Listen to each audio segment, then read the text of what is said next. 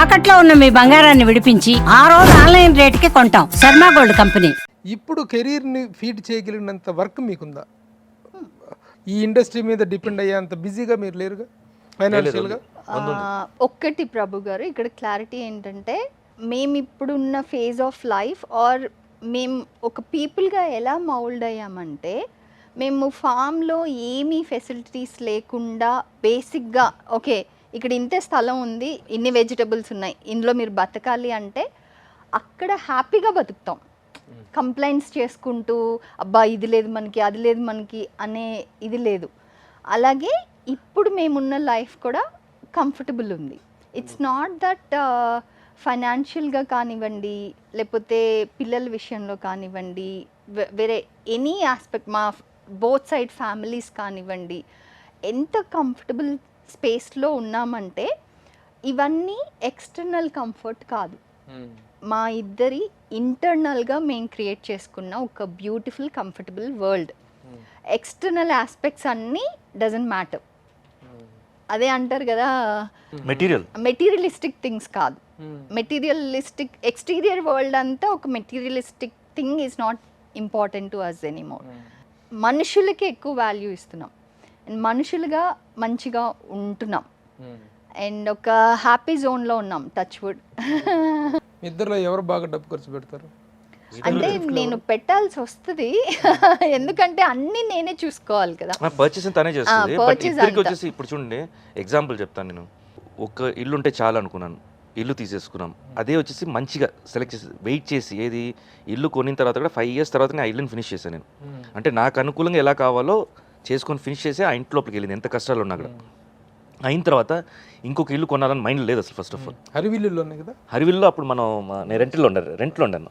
ఇప్పుడు own house, independent house కాదు, floor అప్పుడు కట్టే టైంలోనే కరెక్ట్గా రెసిషన్ టైంలో తీసుకున్నానండి నేను. ఫుల్ బిల్డింగ్స్ అన్ని పడిపోయాయి చూసారా, పంచవటి కాలనీ. సో అక్కడ నుంచి మెల్లిగా 2013కి ఎంటర్ అయ్యాము. ఇప్పుడు దానికంటే ఇంకొక విల్లా వెళ్ళాలనే మైండ్లో లేదు.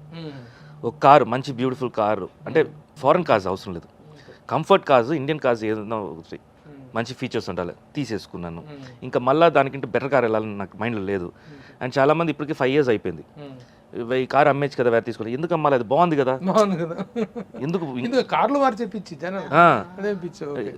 ఇంకో ఎగ్జాంపుల్ చెప్తాను. నేను ఫోన్ ఒకటి తీసుకున్నాను అప్పుడు 5 years 2012లో కొన్నాను నేను. అప్పటి నుంచి కంటిన్యూ చేస్తున్నాను. నాకేం మార్చాలి, కొత్త ఫీచర్స్ వచ్చినా కూడా నాకేం అంటే వాటి దాని ఏమంటారు నెక్స్ట్ వర్షన్స్ వచ్చినా నేను ఓకే నెక్స్ట్ వర్షన్ వచ్చినా కూడా నేను తీసుకునేవాడిని కాదు. అలాగే మెయింటైన్ చేస్తున్నాను.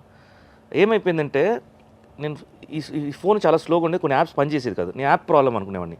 యాక్చువల్లీ దీని జనరేషన్ కట్ అయిపోయింది, దీని జనరేషన్ కట్ చేస్తారు. సో దానికోసం స్పెసిఫిక్గా నేను ఫోన్ అంటే ఇఫ్ నీడెడే నేను పెడతాను అనమాట. సో అలా కాస్ట్ కటింగ్ ఇప్పుడు ఇంట్లో బయట కొనడానికంటే నేనే చేస్తాను ఇంట్లో, పిల్లలు కావాలంటే. ఆ ఫుడ్ తెలియకపోయినా నేర్చుకుంటాను. ఎవరు స్పెండ్ థ్రిఫ్ట్, ఎవరు మైజరు? అలా లేదండి, అంటే కాదు, తను మనీ సేవరు, నేనేమో మనీ ఇన్వెస్టర్. నేను ఎక్కువ ఇన్వెస్ట్మెంట్స్ మీద చూస్తుంటాను, తనేమో దాచిపెట్టేస్తుంటుంది. తన దగ్గర ఇప్పుడు ఎన్ని లక్షలు ఉన్నా నాకు తెలియదు. ఒకసారి నాకు అంటాను నేను, ఇన్ని రూపాయలు ఇక్కడ దాచిపెట్టాను. అన్ని బ్యాంక్లోనే ఉంటుంది. లేదు, అన్ని బ్యాంక్లోనే ఉంటుంది, అన్ని అకౌంటబులే. కానీ నాకు గుర్తుండదు. కొన్ని నేనేం చేస్తానంటే నా ఎక్సెస్ అమౌంట్ని ఇంత పెట్టుకొని ఇది ఇంటికి అని చెప్పేసి పెట్టేస్తాను. దాంట్లో తను ఈజీ అనమాట. ఒక 10 rupees ఇచ్చారంటే ఆ 10 rupees అయిపోయిందని చెప్పి నేను అట్లీస్ట్ ఒక 3 rupees సేవ్ చేస్తూ ఉంటా. అలా నాకు తెలియకుండా అది రీసెంట్ నేను కనిపెట్టాను. దాన్నే అంటారు మగవాడి సంపాదన కంటే ఆడదాని పొదుపు విలువైంది అని. Most valuable. ఆ వాల్యూ అనేటువంటిది రేపటి రోజు తెలుసు, at the end of the day తెలుస్తుంది అది ఎంత వాల్యుబుల్ అనేటువంటిది. So very good. ఈ మిషన్ ఇద్దరి మధ్య మీ mutual understanding is very good, combination is very good. అంటే ఎంత ఆశ్చర్యంగా ఇది కనిపిస్తుంది అంటే పెళ్ళైన సంవత్సరాల లోపల ఆల్మోస్ట్ ఆల్ విడిపోదాం అనుకునే స్థాయికి వచ్చింది.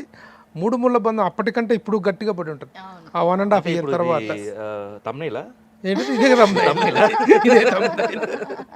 పోతే మా ఎలక్షన్స్లో పీపుల్ వర్ వెరీ యాక్టివ్.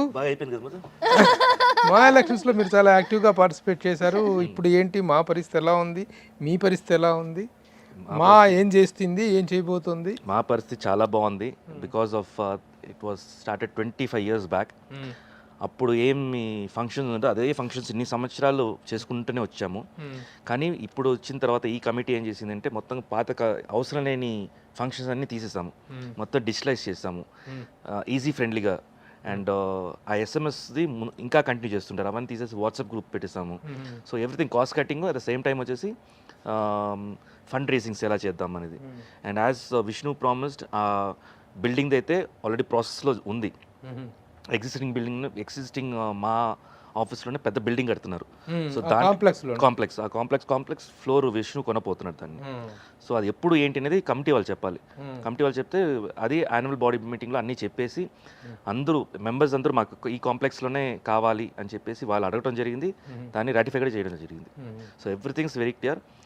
ఒట్టి ఫండ్ రేసింగ్ను ఆ బిల్డింగ్ కోసం మాత్రం మేము నెక్స్ట్ చేయాల్సిన పని, మిగతా హెల్త్ క్యాంప్స్ నుంచి ఇన్సూరెన్స్, ఫ్రీ ఇన్సూరెన్స్ నుంచి అన్ని వీఆర్ సక్సెస్ఫుల్. ఇంతకు ముందు వరకు మనకి మెంబర్ పార్షియల్ అమౌంట్ 15,000 కట్టాలి, మా పార్షియల్ అమౌంట్ కట్టేవాళ్ళు. ఈ కమిటీ నుంచి మొత్తం entire amount is paid by మా కట్టేసారా? జరుగుతుంది. సెకండ్ టర్మ్లో ఉన్నాం ఇప్పుడు. ఫస్ట్ ఇయర్ అయిపోయింది, ఇప్పుడు సెకండ్ ఇయర్ మళ్ళీ రెన్యూల్ చేసాము. దాంట్లో ఆల్మోస్ట్ మేము ఒక అమౌంట్ కడితే యూటిలైజ్ చేసింది అయితే 1,20,00,000 అంటే మెంబర్స్ అవైల్ చేసుకుంది. ఎంత కడితే ఎంత అవైల్ చేసుకున్నారు? 68 lakhs కట్టామండి ప్రీమియం. యూటిలైజ్డ్ అమౌంట్ వచ్చేసి 1,20,00,000, అంటే more than the double, almost double utilize చేసుకున్నారు మెంబర్స్. నెక్స్ట్ ఎలక్షన్స్ లో కూడా ఇదే ప్యానెల్ రాబోతుందా? ఎలా ఉండబోతుంది ఈ నెక్స్ట్ ఎలక్షన్? మోస్ట్లీ వచ్చేసి యునానిమస్గానే జరుగుద్ది. దానికి అందరూ కార్డియల్గా ఉన్నారండి. యునానిమస్గా ఎవరిని? ఇంకా ఐడియా లేదు అసలు, ఇంకా ఐడియా లేదు. యునానిమస్ అంటే ఈ ప్యానెలే ఉంటుంది అనుకుంటే యునానిమస్ అని మీరు చెప్పచ్చు. ఈ ప్యానెలే ఉంటుందా అని ఎవరున్నా అంటే మొత్తం అందరం కలిసి, ఇట్స్ నాట్ దట్ ప్యానెల్ కూర్చొని డెసిషన్ తీసుకుంటాం. అప్పుడు ఏం చేద్దాము, ఎవరిని తీసుకుని వద్దామని పెద్దోళ్ళని వెళ్ళి అడుగుతాం, వాళ్ళు ఉంటే బాగుంటుంది అనుకుంటున్నామని. ఇంతకు ముందు మా అంటే చాలా రకరకాల యాక్టివిటీస్ జరిగేవి, ఓ స్టార్ నైట్ జరిగేవి, ప్రోగ్రాములు జరిగేవి. మరి ఏమి ఇంతవరకు 1.5 years నుంచి ఏం జరగలేదు? ఒకటేమో కోవిడ్, దీంట్లో వచ్చేసి అందరూ చాలా మంది రీగెయిన్ అవడానికే చాలా టైం పట్టింది. ఇప్పుడు దాకా మేము మాత్రం కాదు, ఎక్కడ వచ్చేసి ఏ షోస్ జరగలేదు, ఎవరు వెళ్ళి షోస్ చేసుకోలేదు. ఈ డిసెంబర్లో కొన్ని ఈవెంట్స్ చేయాలని చెప్పి ఆల్రెడీ అనుకుంటున్నాం. అది ఇండియాలో చేద్దామా బయట చేద్దామని ప్లాన్స్ జరుగుతుంది. సో ఇనిషియల్ కూడా వచ్చి జరిగింది, బట్ మా బడ్జెట్స్కి అది కుదరలేదు, వాళ్ళ అంత సపోర్ట్ చేయడం కుదరలేదు. నెక్స్ట్ యాక్చువల్గా ఎప్పుడు ఎలక్షన్స్ ఉండాలి? నెక్స్ట్ ఇయర్ అండి, నెక్స్ట్ ఇయర్ మోస్ట్లీ జూన్లో. ఎందుకంటే అది కూడా వచ్చేసి మార్చ్ పెట్టేవాళ్ళు. మార్చ్ ఏమవుతుందంటే మనం అకౌంట్ సెటిలింగ్ కాకుండా ఇంకొక కమిటీ వచ్చేస్తుంది, కొత్త కమిటీ వచ్చేస్తుంది. సో కొత్త కమిటీకి ఏం జరిగిందో తెలియదు, వాళ్ళేమో అప్పుడు ఆ టైం కోఆపరేట్ చేయరు. సో అందుకని ఏంటంటే ఒకసారి కమిటీ మొత్తం మన అకౌంట్స్ అన్ని సెటిల్ అయ్యి సర్టిఫై అయిన తర్వాత నెక్స్ట్ ఎలక్షన్ పెట్టుకుందాం. సో ఈసారి కూడా you're going to take the present what is your post, your vice? నేను ట్రెజరర్ అండి. ట్రెజరర్. ఎంత ఉన్నాయి డబ్బులు? చెప్పను.